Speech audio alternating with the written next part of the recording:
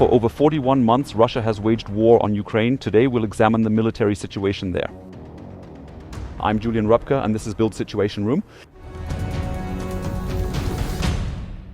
Let's begin in eastern Ukraine. Following the agreement made approximately 2 weeks ago for a Trump-Putin summit, which was subsequently held in Alaska, the Russian army launched a significant offensive in the region to cut off the remaining areas in the Donbas region from the rest of Ukrainian supply lines and essential resources. Let's first take a look at the map to see how it looked about 2 weeks ago, when the Russians had attempted to push north from Pokrovsk and reach the two major cities, Sloviansk and Kramatorsk. We just saw them briefly trying to cut them off. That's roughly how it looked. We had this, what the Ukrainians somewhat mockingly referred to as hair ears. This protrusion here heading north, as mentioned, up to 18 kilometers, and specifically a protrusion that was crucial for the main supply route between Dnipropetrovsk on the left side in the west and Kramatorsk and Sloviansk in the northeast, effectively severing the crucial supply line. That's how the situation looked like for just a few more days. However, Ukraine launched a counteroffensive there. A massive troop buildup was deployed, including, for instance, the National Guard and the 1st Corps, along with other key units positioned strategically. The Azov Corps or the Rubizh Brigade, as well as the regular army, moved in, as we'll see shortly in various videos, and stopped this advance so quickly achieved by the Russians. Both the connecting road from Dobropilia towards Sloviansk and Kramatorsk, is back under Ukrainian control, as are the key settlements. In total, there were about 10 settlements that had been controlled by the Russians. At least 6 of them were successfully recaptured. The most significant one is Kilometres, where we'll shortly get to see a video of it, and we see the Russians, who are still there. And there were indeed many hundreds of them. Azov alone has stated that they killed 271 Russians and I believe captured 18 as prisoners. So it was several hundred Russians who were deployed there, and we see that those who are still there have for the most part been completely cut off from the main body of their army, which indeed is currently regrouping a bit further south north of Pokrovsk. We're watching the videos about it and see that the recapture, of course, happened with drones. Just as we had described earlier, individual Russian soldiers were either moving on foot or riding small motorbikes in the area. We can clearly observe it here. These are the soldiers who pushed forward in the northern region, who were then systematically targeted and, in the majority of cases, eliminated by Ukrainian drones. However, we will soon see that not only drones were used here, but also, and here it is shown again, that was the supply. This is how it looked. At the front, an ATV, at the back, a small trailer where the food or the ammunition was loaded. It was all destroyed by the Ukrainians. And here we see what the Ukrainers deployed, among other things, in Hruska, in one of the villages that was temporarily occupied by the Russians. Specifically small combat robots, ground-based mobile combat robots, which moved right into the houses. Here's the robot working again. And here we see it quite well. I'll pause briefly. These are always very short scenes. And then we see how the robot's arm is aimed toward one of the occupied houses, and the robot then operates independently here, or, of course, remotely controlled, starts engaging targets. We see that the 93rd Brigade has captured several Russian soldiers who were actively involved in the operation, who were directly part of this specific mission. Yeah, they had captured around 10 villages in total, and we can see here through various footage that Ukraine has successfully regained control there. They're also showing it, of course, through these geographical markers, such as the road sign that's now being held up in this moment. We can see we're standing in front of an administrative building where they had successfully returned and driven out the Russian forces. We're looking at another video, in this case really from Solotikolodzhas, and in Solotikolodzhas was basically the largest place directly south of the road. That could be occupied by the Russians. Here we also see an administrative sign in the background where Solotikolodzhas is written, so you can also recognize that in this specific instance, the 79th MO Air Assault Brigade has managed to reclaim this area. Of course, a major success for the Ukrainians, as it was supposed to be the Russian breakthrough offensive. At the beginning, it also worked relatively quickly. They broke through here, advancing several kilometers to the north, and now we are witnessing the situation where these Russian soldiers who were deployed here have gradually been captured over time. We now see a Russian soldier in the center, hands raised above his head, who has surrendered. Once again, the Ukrainians do not kill prisoners of war, unlike the Russians. And here are the Ukrainian soldiers positioned on both sides, carefully monitoring the situation, waiting for more Russians to surrender and step out of the houses they had previously occupied. Let's have a look from above. Here we see another aerial view, very important to be able to locate the whole thing, to see where the Russians were and where the Ukrainians managed to regain control. Here in Solotikolodzhas, the whole thing was really a mega failure, one has to say, for the Russian army, which simply aimed to demonstrate that if they wanted, they could take over the Donbas effortlessly, even without you granting us the permission or without you pulling back as Trump and Putin had explicitly demanded. The whole thing actually went completely wrong, ending with hundreds of deaths for the Russians. And now, as of today, Ukraine has successfully secured full and uncontested control over the supply route linking the republics on one side to the remaining major cities, Sloviansk and Kramatorsk in the Donetsk region on the other side. We want to watch another video, not exactly from these towns, but from the Toretsk region just nearby, which shows how the Russians attempted to push forward here at an extremely fast pace, how they swiftly advanced northward with hundreds of infantry troops, motorcycles and quads in a rapid push. And here we see once again how the whole thing works. I should mention that we had to heavily edit the video. You can see a lot of destroyed motorcycles, a lot of dead Russians on the ground.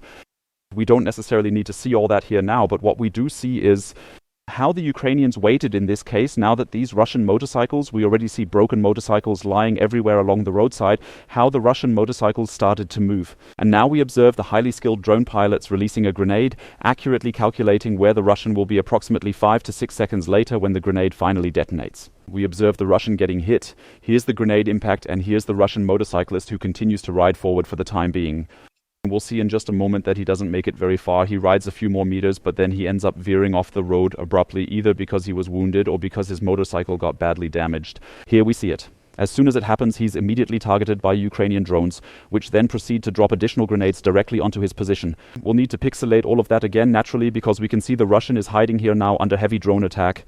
And at the end, you can also see in this video how, in this case, 3 more Russian soldiers who carried out the motorcycle attack, how they all ended up being neutralized. 3 were taken out by the Ukrainian army.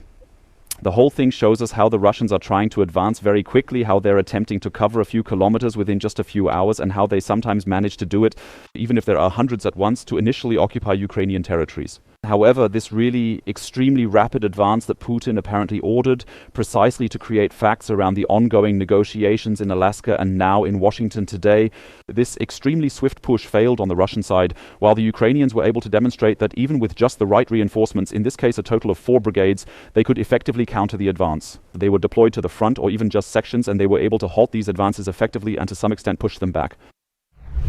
Further southwest in the region, still near Donetsk, fighting is taking place along the border with Dnipropetrovsk.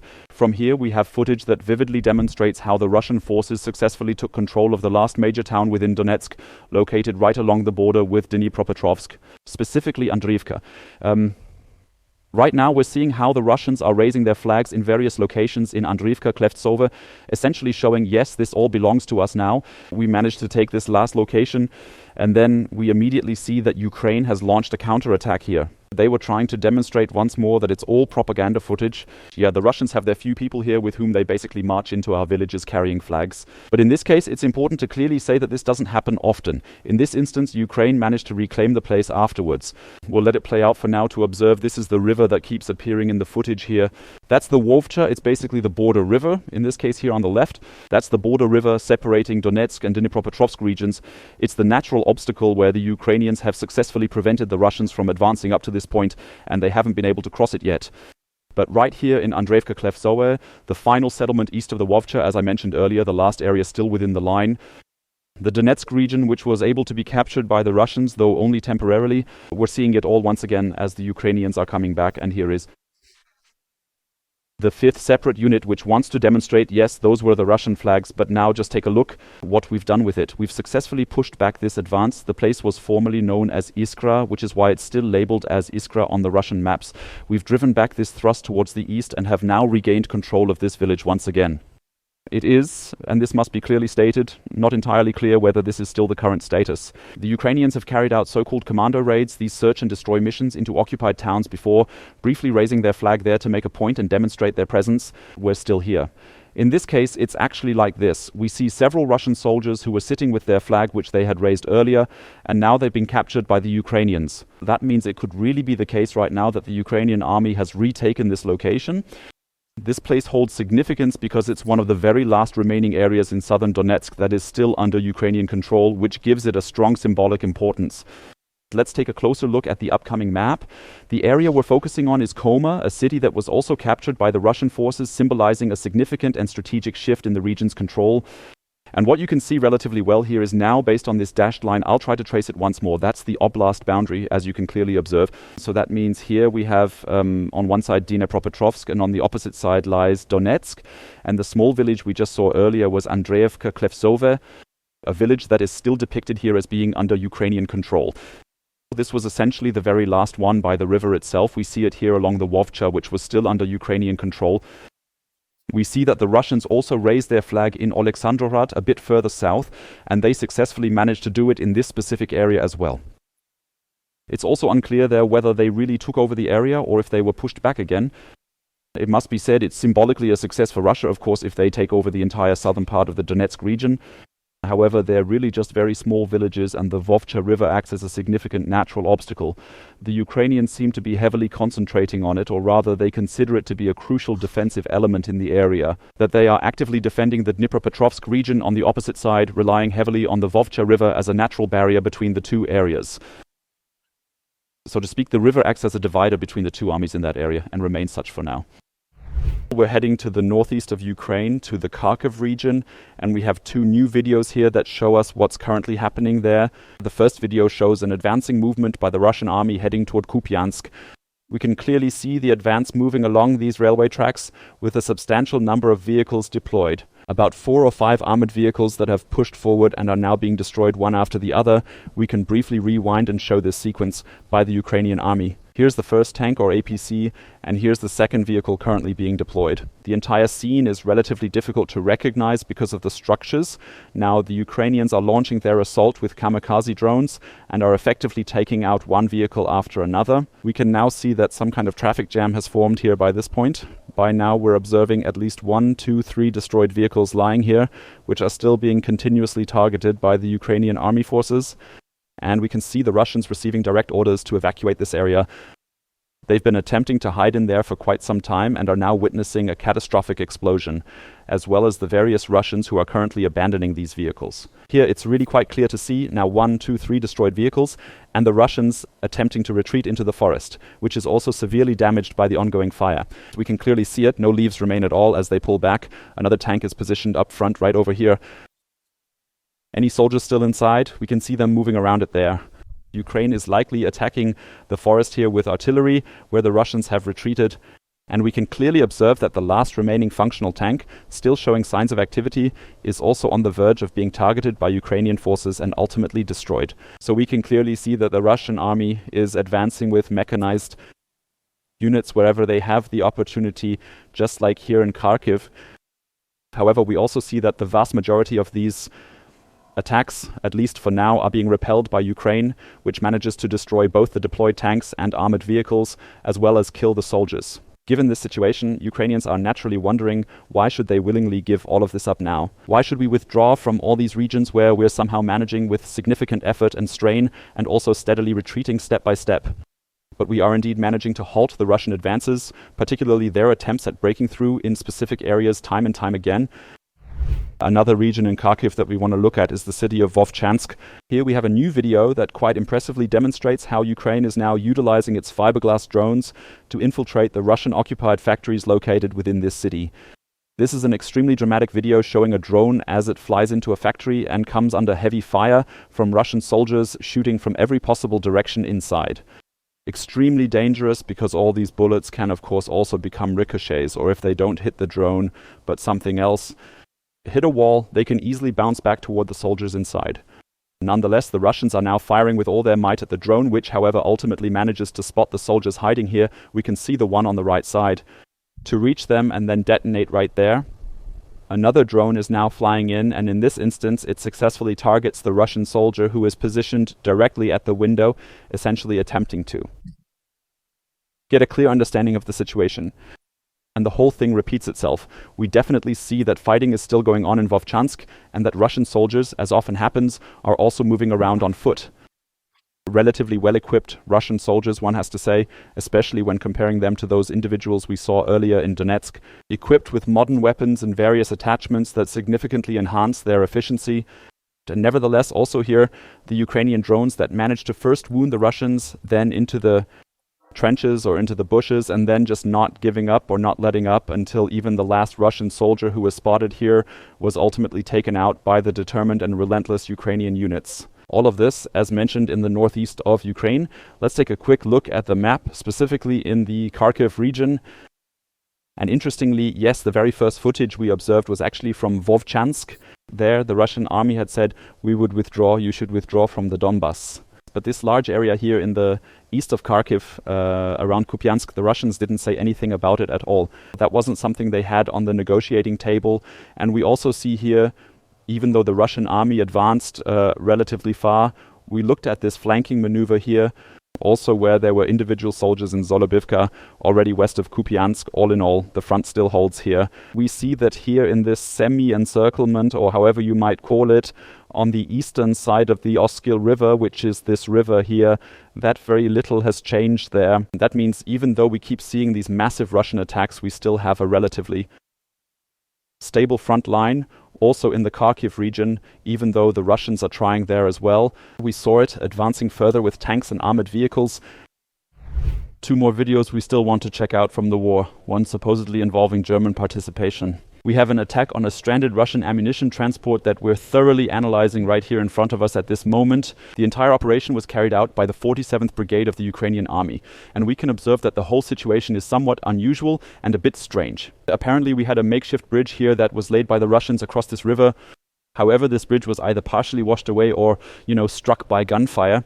And now we have a Ural truck here that's stuck, so it simply can't manage to reach the other side. The entire situation was observed by the Ukrainians, who then reacted accordingly. Now we can see it here on the left edge. I hope it's clear enough. I'll go slowly. Now it's quite visible. This here is, presumably in terms of shape, an HF-1 drone from the German manufacturer Helsing, which has targeted this Ural truck here using an AI-assisted approach. And now let's just let it continue moving forward for a bit.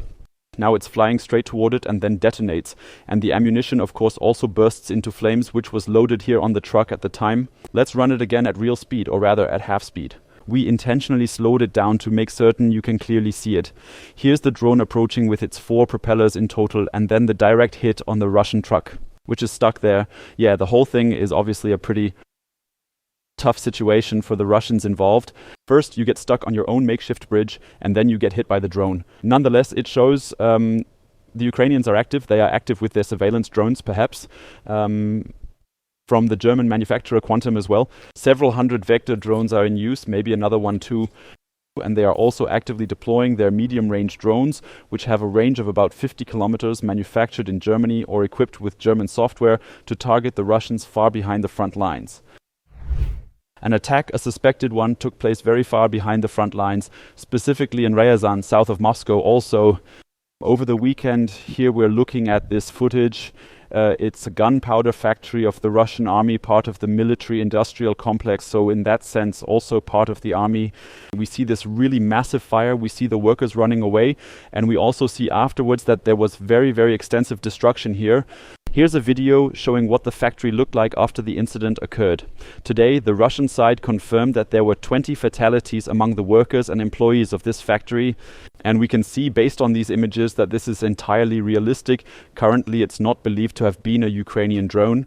However, it is currently assumed that potentially a Ukrainian sabotage team was active in the area and successfully managed to start a fire or place explosive devices at the location. So that this large and heavily secured facility, as we can see here with the barbed wire on top of the wall, was heavily secured. So that the factory essentially went up in flames or exploded at the end of last week or over the weekend, once again stripping the Russian military of its resources, strategic advantages, operational capabilities and critical infrastructure to manufacture explosives here for their use against Ukraine.